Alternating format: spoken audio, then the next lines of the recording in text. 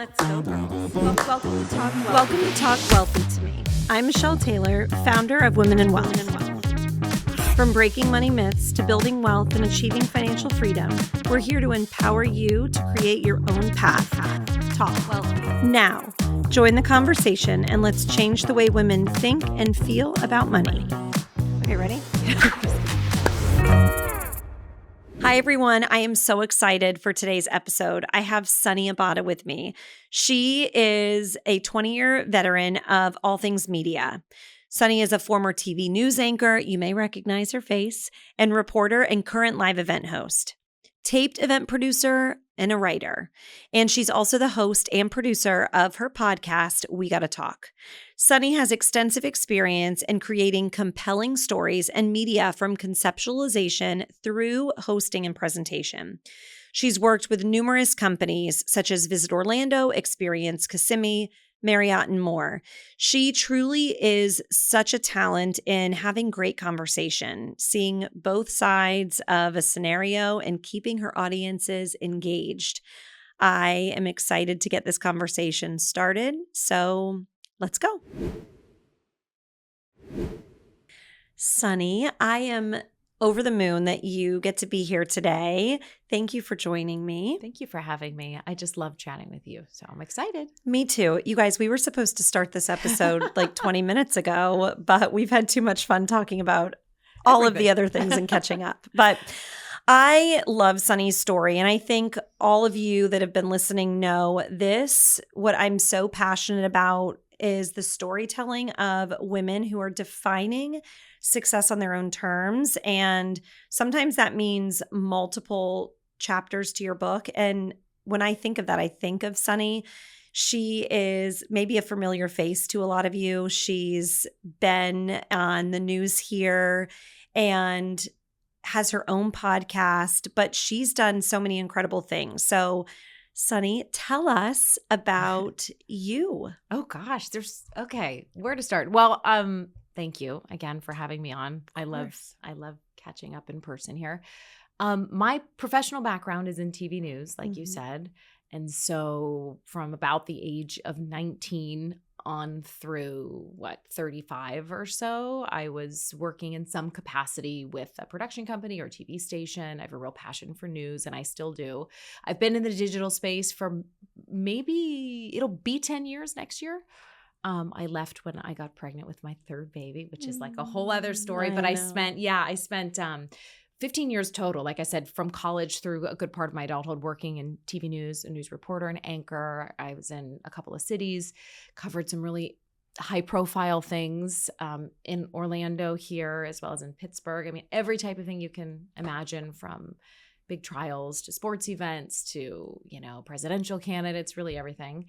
And kind of intersecting with my personal journey, I hit a point where it became really challenging for me to have a good personal life and a successful professional life. And I made the decision to leave it was October of 2016. So it's been a while, when I unexpectedly got pregnant with our third. And I mean this in the most respectful way. I really haven't looked back since. Like, everyone's like, do you miss your job? I was the main anchor most recently at an amazing news station down here. I have always loved the job aspect of my work and what I did. I was so lucky. I had great people to work with, great coworkers, great bosses. But I had a period of a couple years where it just started to feel too difficult to be a mom in the way that I wanted to be. Not like, saying like some Susie homemaker, like perfect, but like I just was going to bed at midnight. I worked a night shift. It was 2 p.m. to 11:30. I had irregular sleep. And I finally got to a point where I made the decision to walk away and just continue the same things I love about journalism, which are storytelling and fact gathering and community and kind of dialoguing with people, but on the digital side of things. And thankfully, when I left, it really coincided with a rise in everything social media and like digital. So it's been really fun to do the podcast now and like at my leisure on my time and run social media. And interestingly, I feel like I've built up a much more engaged and reliable audience doing this than I did for years working in local media. So it's been a journey for sure, and you know, we could talk about the details of like the whys and everything, but it was time for me. And I'm really like proud that I was able to kind of hit that fork in the road and go in the direction that I did. And I'm grateful that I had, you know, a supportive husband and had the ability to do that. So I always acknowledge that. Like, I know that's not an option all the time for people to just cut bait and run. But I had a partner who was like, listen, this is for both of us. Do it. I mean, whatever you want to do it. And so, yeah. And so here I am. There's so much I want to touch on, but that resonates with me so much as well. And I'm sure so many people listening, because again, thinking through what life will look like, you sometimes are surprised by something that you love so much. Yeah. Like for me, when I was in the fashion and retail world, I loved certain parts of it. So I pivoted to this, and I say the same thing. It's the best decision I ever made. And I think it was just because what served me then, having babies, same thing. What a successful life looked like then was evolving. Right. And so I love that you got the opportunity to do that. And one of the things, you guys, for anybody that's never listened to Sonni, you definitely should. My favorite part about you, and we've talked on prior podcasts before, and I love how you approach looking at both sides of a coin. I think in today's world, there's so much lacking there, and there's such a need for it. I respect so much what you've done, where there are tough topics you're covering, and you are going to both sides to say, explain this to me. I want to understand your perspective. Right. And you approach it from a very neutral place, and you never know where you fall. And that, I think, is amazing. A true Libra. I'm a true Libra. This is why. I know. Yeah, it's interesting. I love that you picked up on that. And I think, well, it maybe takes another Libra to know one, but I am deliberate in my approach in a lot of ways. Number one, because I believe in true objective journalism, right? And I have, you know, I'm a one-man show now, so it's difficult. It's not like I'm outsourcing the information like I used to be able to report and like go to the source and talk to the PIOs, the public information officers, or talk to the people involved. I can't do that anymore, but I do find reliable sources of information, and I do consistently try to kind of look at both sides, even when it comes to sourcing a story. You know, if you're going to a Fox, you have to go to a CNN. If you're going to MSNBC, you got to go to the, you know, whatever else. You kind of have to balance it out. So it's imperfect, but I do try to do that because I feel concerned about how people are getting information these days. And I don't want that to sound hypocritical, because I'm giving information on social media. So for me to say, oh, I'm so worried, and then like, here's your news wrap on this, I'm participating, but I'm trying to do so responsibly and to coach people not to, when it comes to their news, seek out validation, but to just seek out information. And I always say you can do whatever you want with it. And we could contextualize everything all day, right? There are always multiple sides to a story, but there is usually an objective truth or multiple objective facts to report. And so I try to just gather as much of that as I can and just put it on a platter and say, here you go. You know, it's tempting. I'm a human and I have a lot of strong thoughts on things, right? And I think I've gotten vocal on my platform before about causes and things that I feel strongly about. And I'll continue to do that. And that is kind of the beauty of digital media, but it would always come with an asterisk of, hey, this is editorial. This is like my opinion. Yeah. But I think part of my mission really in this next chapter, moving away from local news and journalism as a sort of traditional job, is to like help coach people on how to responsibly consume news, because I'm seeing people more than anything these days just want validation. They're just not interested. They want validation, and then they want ammunition to fight people that are opposing thinkers. And I do think as a Libra, my favorite thing about being a Libra, I think, is when I'm talking to someone, and even from a financial aspect, I love to try and think about how somebody's reality, perception, perspective, experiences have shaped who they are. Because I think if we can all look at that, we can put down the swords Mhm. on whatever the issue is. And this is not just politically, it's anything, Right. anything where there's two opposing viewpoints. It's so nice to be able to say, well, of course, this Right. person prefers dogs because they had cats growing up and the cats peed on their clothes Right. and scratched them. And Right. now I understand, even though I Right. like cats. It's just, it makes us for better people. And I think the work you're doing is incredible in that space. Thank you. Yeah, I appreciate it. I really, I hope in this next chapter, and I'm kind of trying to get my feet under what my next version of my We Gotta Talk brand looks like. But I hope that it leaves space for dialogue and it leaves space for context, but also acknowledges reality.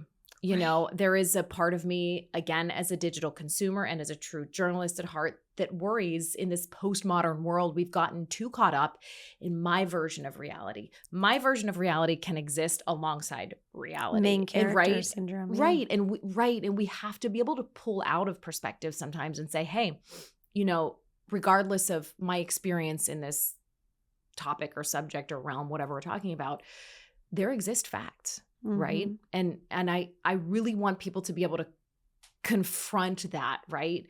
I don't know. In a it's healthy hard. way. In a healthy way. Yeah. And it's not about changing minds, but sometimes it is just, there are just facts about things. Right. Yeah. And you kind of have to take that and do with it what you will. Yeah. I love it. Thanks. So did 10-year-old Sonni or 16-year-old Sonni always want to go into the news world? No, I was like a very painfully shy child. And I was often in the shadow of my much more outgoing older sister. I think sibling relationships are the most formative. So that's like a separate conversation. But I think, as we all do, I defined myself relative to those closest to me, and relative to them, I was very quiet. I was very observant child. I sat at the adult table. We had our Sunday spaghetti dinners. Oh, yes. And there was the kid table, and I would just, I'd finish my spaghetti and meatballs and I would crawl in my mom's lap and just sit there and listen. So I never really had an idea of what I wanted to do, but I knew, this is weird, but I remember being in ninth grade maybe and having to present a report. And again, having facts to report and share and having something to say that was just true that I could get up and report on in front of a group felt good. And I was like, ooh, if I can rely on facts and if I can rely on information and stories, then it's safer than getting up there and just being like, hey, it's me. It's the me show. Yeah. So I really began to love being that fact gatherer and understanding things. And, I also did the musical thing and the performance. There's an element of that performance for sure. And I toyed with the idea of in high school and college of do I want to pursue acting? But I think ultimately I'm too much of a news nerd and I'm too analytical to live in that world. Yeah, to live in, in that space, which I have so much respect for. Oh, yeah. I love that stuff too. And still to this day, I'm art, the fine arts and seeing, hearing a beautiful song or seeing a beautiful musical theater production will bring me to tears. I'm so tuned into the beauty of that world, but it just, there was just always a little nerdy side of me too that wanted to come out. Yeah. Truly. I know. Just you can't pin me down on anything. No, Sorry. but I love it. So what did success when you were younger and you envisioned what wealth or success would look like? Were there any little silly things that you thought of? So I'll use my example. Mm-hmm. I used to always think, okay, when I have fresh flowers in the house all the time, that will mean that I have made it. Yeah. Or a stocked refrigerator in the garage, because my friends that I felt had married parents that were very comfortable. They had the extras that we didn't necessarily have. So little things like that. I always used to think, I want to fly first class. Yeah. Were there any things like that you thought, man, I want to do this and then I'll know? I think I was aware of their existence. I didn't necessarily want them. What comes to mind is the car phone. Remember the 90s car phone? They were with this big. Yes, and the antenna that went on the back. It was the little coiled antenna. And I was like, oh, they have a car phone. Oh. I mean, just doing it rent free in my mind. I was like, one day. I really did not. I cannot think of one. I grew up so, I mean, you know, a little bit of my background. I'm from Pittsburgh originally. We're Italian American. We grew up among a lot of people similar to us. I mean, very just salt of the earth people. Like, we weren't flying first class. Like, my parents worked really hard and provided us with an amazing life. My dad, as long as I can remember, had 2 or 3 jobs. Yeah. 3 jobs year round. And gave us a life that was so far beyond what he grew up with and what my mom, like, every generation worked a little harder. So I think I wasn't looking at things as much as I was looking at the process of what it took to kind of evolve. And so I really dialed into watching my parents. Okay. Like, and my mom was a full-time working mom and I loved it. And I kind of, like, part of me when I, you know, left my professional job was like, oh, I let her down. But, you know, I think I looked more at, like, okay, this is the work it takes.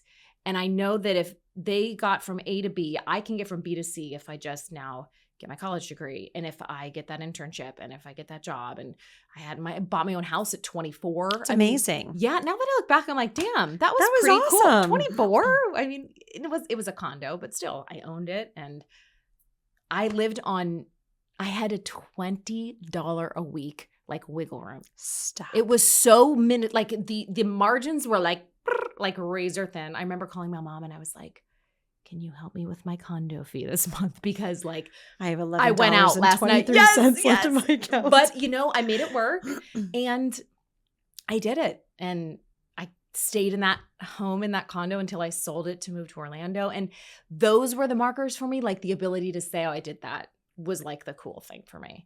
And I'm still not a shopper. I think I have a scarcity complex. This is, like, way too deep dive psychological, but I do think, because I worked so hard to, like, claw through, like, things that the version of me that I wanted to be, I sometimes don't ask for more. I just kind of, like, stay. And I need to work on that.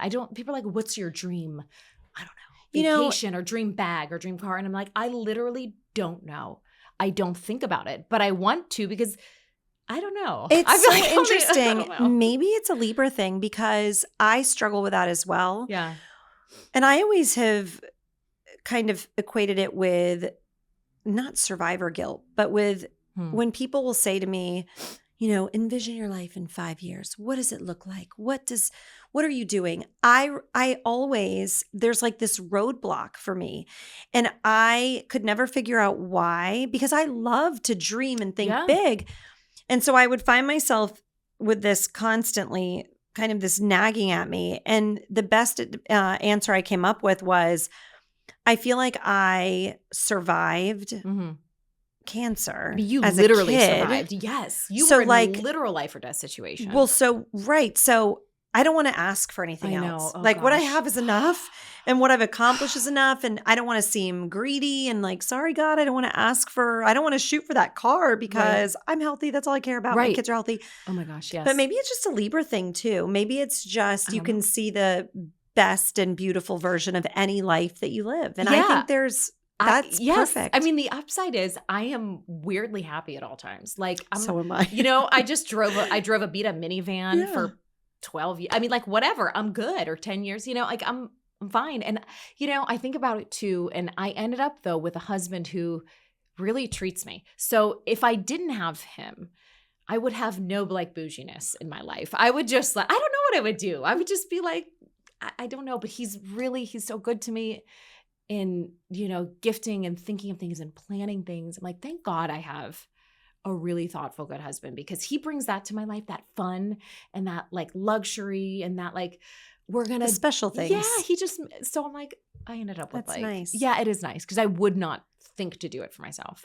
I joke with him all the time. I'm like, you are lucky you married a girl who doesn't shop and care about, like, I do a little bit, but I'm like, don't get on me about budget, because I literally am, like, the non-girliest girl when it comes to that. But, like, I want to have, like, a new Bottega or something bag to carry and be like, oh, look at me, I'm like an it bag girl. I'm just, like, not. You're just not. I'm not cool like that. But I love that, because it does. You're your own. You are very cool. Ugh. Anybody that knows you would say you're cool, but you're your own version of cool. Yeah. So I love that. Thanks. So coming up through, I mean, you had a lot of success in your world. And I would love to hear, how are you treated? I feel like there's a good amount of women in news, Mhm. but were there ever any disparities that you felt kind of like that you had to overcome? Especially, I would say, as you were becoming a mom Yeah. and thinking, like, I will never forget, I think this story, and I have to give credit. I had a mentor years ago. Her name was Rebecca Bast. And she once told a story. She was very successful in the financial world, but was surrounded by men, as I am. And I will never forget her telling the story of coming to a meeting it started at 8 a.m. And she took her kids to school and she showed up late. And when she got there, she said, I'm so sorry. I had X, Y, and Z going on and I had to get my kids off to school. And the guys in the room were like, well, we have kids. And let them try it with me. Turned around, and I hope, Rebecca, you are listening to this because this shaped my life, this story. She turned around and said, but I don't have a wife at home. Ah, yes. Mic drop, right? Mic drop. I'm like sweating, waiting for the punchline. Yeah. It's so true because it is so true. we all do so many It things. is so true. And I feel like, especially for you in that world, I'd imagine it's very demanding. And especially, I feel like we do better, just like with financial stability. We want to do a little bit better than the generation before us. Right. And I think the same thing, we keep moving the line. But I know there's a huge difference in what reality was like for you then and me then and what it is now.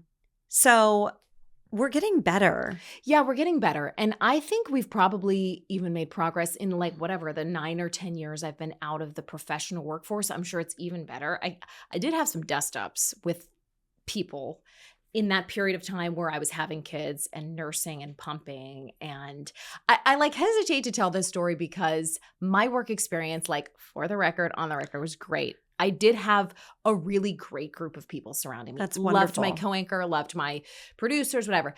But you know how things happen. It reminds you like how far you have to go still. We were doing, I remember very distinctly, we were waiting for the verdict in the George Zimmerman trial. And that's the Trayvon Martin shooting, right? And when you do wall-to-wall coverage, especially like as a local station, we really prided ourselves on being present. Like we had an amazing reporter in the courtroom. So we went court TV style. We were like, 9 a.m. to whenever the court closed for the day.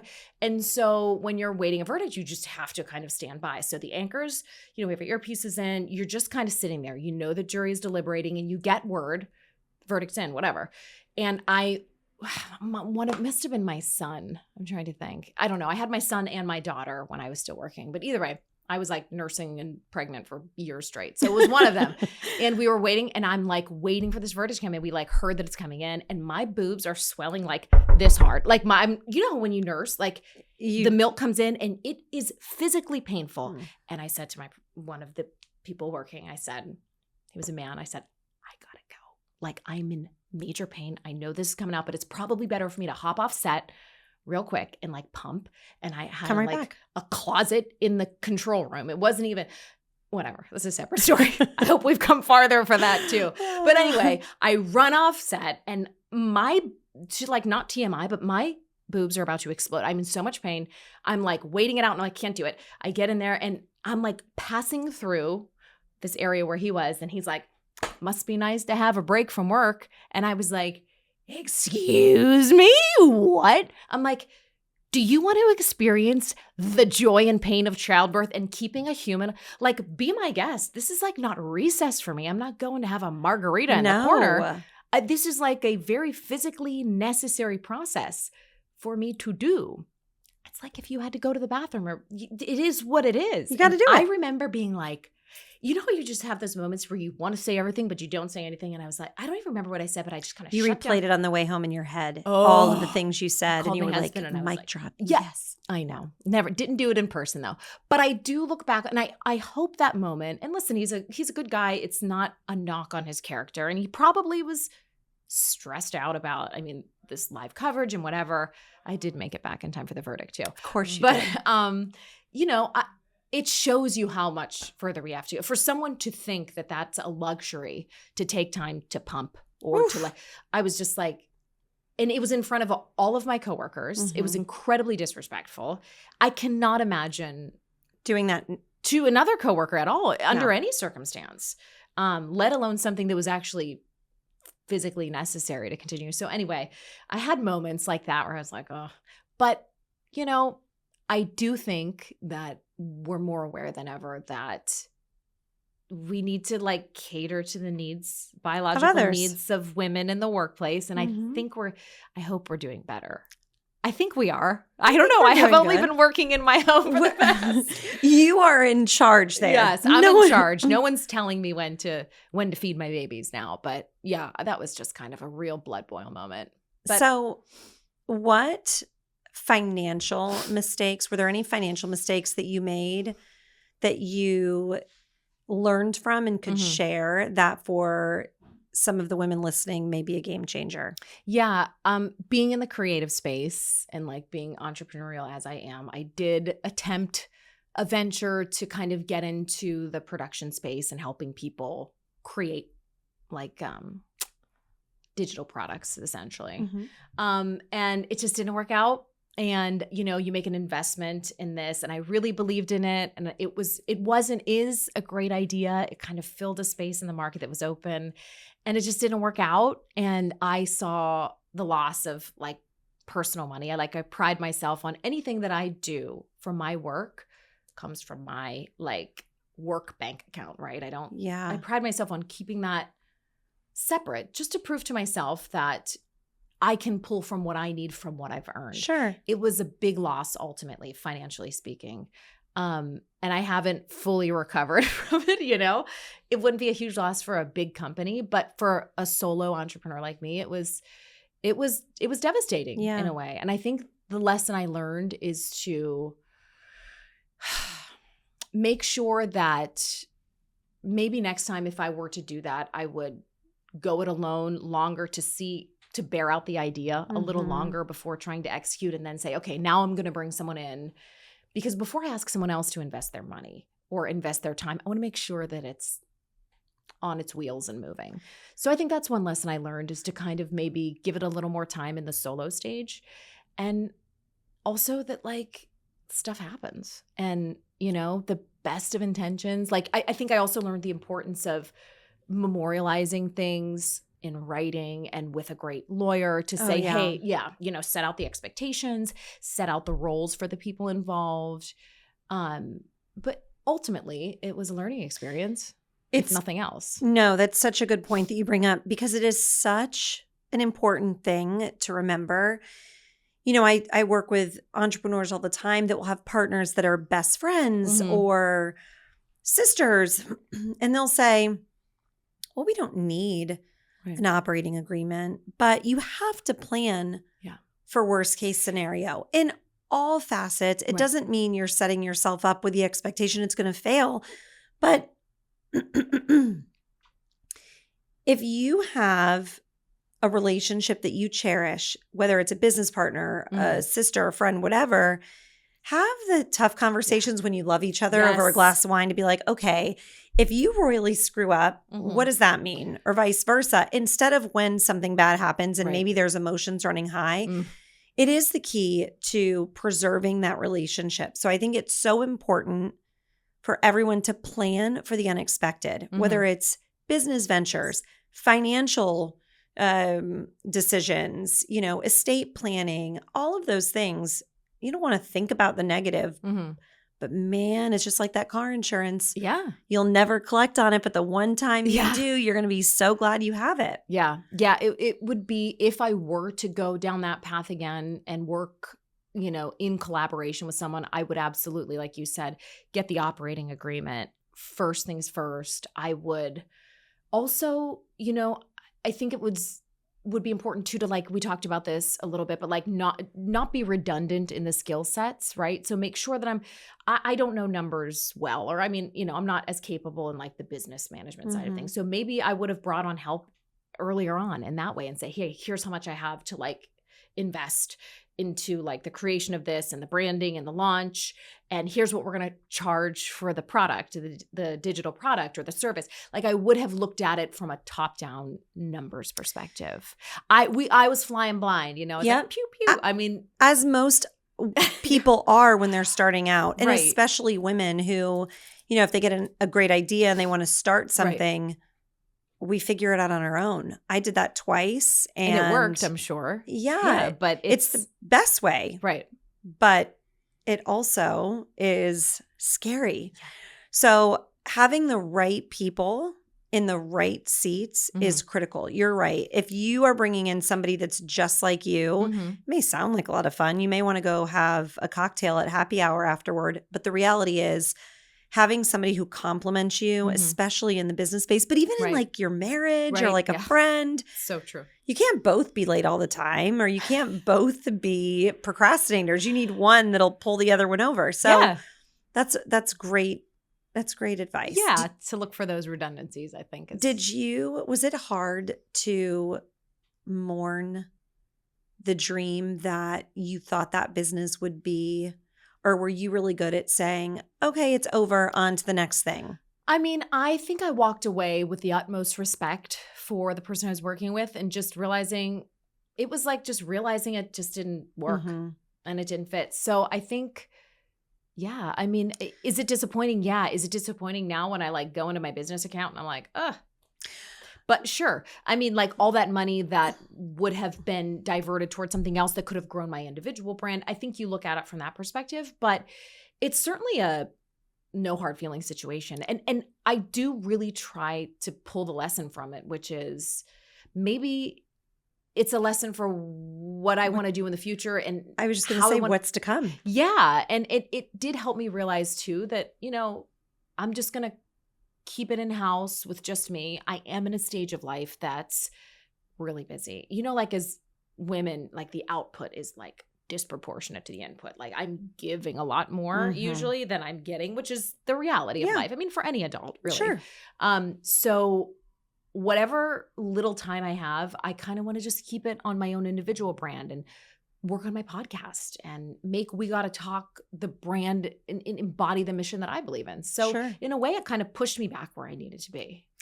Well, and I asked that question because I had two businesses that I started and got really close. And there was such an all-in type feeling that I know even now, like with selections, I created this. I see dupes of what I was doing, and it's fine because I think to your point, I learned so much about what it takes to manufacture a product, to do it from the very beginning, all alone, figuring it out, that even though it failed, I'm still at peace with the closing of that chapter because it taught me so much that will allow me now to take this to what I do in the future and to helping other women start businesses. So it was still a success, but there is still that little part of me whenever I see it on social media, the ads, and I'm like, man, I did it better. I know. I just didn't bummer. see it to fruition, but it wasn't meant for you. That's right. You know, not to get all cosmic and woo-woo, but like what is meant for you will find you. I believe that. I try to live by that. I do too. And I think like this is another thing I say, and this is like relates to my leaving my job. Like God whispers and then he screams. Like I was getting signals for a while that I probably should have left my job earlier and things were happening, but I didn't. And then God screamed and like a bunch of stuff happened. And I was like, well, whoa, Nelly, here we go. And I think in the same case in my business ventures and the things that I've been trying to do, you know, work-wise now, same thing. If you look back, you're like, God was whispering. That is, I love that saying. God whispers and then he screams, because hindsight, you look back and you're like, that's why that happened. That made sense. Right. So you try to like tune yourself into the signs a little bit better. And even if that's the only lesson that I take from any failure or leaving a job, or which I don't consider a failure, is to just listen closer. I'll always say, and I've talked to so many women who have left their job, especially in TV news, they would call me and like, it was almost like, what do I do? You're the big sister. You did it before me. Right. And so I would say, just get quiet for a minute. Like, I don't know what to do. Well, just get quiet. Stare at a wall. Pray, meditate, get quiet, shut off your input, be quiet, and the answer will always come. Hmm. It always does. You have to be open to the whispers or you're going to get the screams. And I've had both, and I'm trying to listen for the whispers now. So, Oh, I love that. yeah. So, what is one piece of financial advice that the Sonni today would give younger you? Like, believe that you know more than you do. Like, I look at the way we invest now, like, and my husband is in charge of a large portion of what we do. And then I have a whole separate like money that I earned from my career. And I invest individually with like a friend of ours who's been helping me for years. And this sounds so stupid, but like trust that I know what is cool to like what the trends are, what people are talking about, like things that I've like put on his radar. I'm like, just like, let's look into this, and it like pops off a little bit. And you're like, when you have your ear to the ground with pop culture and with health trends and with lifestyle news, like I'm good at picking up on trends. I will love say that. Yeah, I'm like, I could trust my own hunches when it came to investments in particular. I'd be like, just take that money, girl, and like do it, you know? I've always been really deliberate about saving, but I would tell myself to just take more risk when it comes to investing in particular. I love that. And I talk about this all the time. And what you just said is so important. You know, oftentimes women will say, oh, my husband handles the finances. And that's totally fine. I think that I've seen so many women like you that will say, he's doing his thing. I have my own investments or my own money that I want to do something with. And to your point, maybe it's not in mutual funds or in the stock market and individual funds that he believes in, but it's things that interest you. And I think that's the most important thing, is finding things that make you happy. And as long as you know the who, what, when, where, why of your financial plan, let somebody else be in control. Just don't get caught in a situation where something happens and you say, well, I don't know what to do now. I don't know where any of the money is, and I don't know what's going on. It'll solve a lot of problems of like conflict and unrest because you both have the same common goal at the end of the yellow brick road. Doesn't matter who's driving the boat. But also, even take a little bit of what you have, whether it's an old 401k to roll over or money you're putting aside every month, and find your own relationship or find your own resource. Do it on your own, but just start. And it's amazing how, you know, I'll use like your example. If you found something in the, like if someone was looking at infrared saunas, which are, I have one I love. Right. But that is a hot thing, you know? Right. Maybe that's something that you believe in. Take a little bit, even if it's $100, and put it towards that, because it'll get you interested in money and how it grows and how it compounds. Take the wins, take the losses, and I mean, have fun with it. At this point, I have time. And that is exactly what I did, by the way. I took my 401k, all of my earnings, and I maxed that out in the amount of time that I was working. So I took this and that's what I invested. So like, yes, to that method. It feels like soft money because I have got a ton of time with it. And here's what I will add that I think is good advice. Women tend to be ahead of the curve on cultural trends. Like, we know what people are talking about. I'm not saying these are like companies that drive the market. It's not like AI. We're like talking, and one is not better than the other, but I'm not saying, but there are subtle trends that if you're plugged in enough to like what's happening and what your a lot of girlfriends women are talking about. that you know what's coming up. Like in the health world, I know what's coming up next because I'm already doing it, or my friend, you know, so those like soft markers of like culture and like where things are trending, I feel like women are really good at that. And it goes back to intuition. Yes. The example you gave is a perfect example. Like the wellness industry, if you would have told someone 15 years ago how supplementation or cold plunging or saunas would like just explode in popularity. Like, but this is stuff that we were all knowing and doing but just no one thought it was like, oh, it's just like women stuff. But like, no, this is like driving a lot of, you know, spending, like the wellness industry or the fitness industry or the beauty industry. Like, I feel like I know exactly what's coming around the curve with all that stuff too. Okay, so this is not advice because it's just for fun, but what's your favorite thing that you're watching that you're like, oh, this company is so cool? Oh God, I think personalized supplementation is going to be big. I think people looking to, I'm like huge on supplements and I'm huge on anything hormone related is whether they're at home hormone testing kits. There are companies out there that are doing customized skincare based on your hormone levels. I would dive specifically and dial specifically into the like 40s plus perimenopausal, menopausal market. These women want to spend money. They want to customize skincare. They want to customize supplement. They want to customize routine. That's where I think things are going. Whole body wellness, like you said, things you can do at home or build at home, like your saunas, your cold plunges, your whatever. All of that is like really growing in the worlds that I'm looking at online, at least. I love that. And you know what? I have to tell this very quick story. So for anybody that knows me, they know that above and beyond my friends and family, the most love of my life is all things Italy. And that's another thing that we have in common. But I love it so much. Anything that says it's made in Italy, I'm like, well, I have to have this because it just makes sense.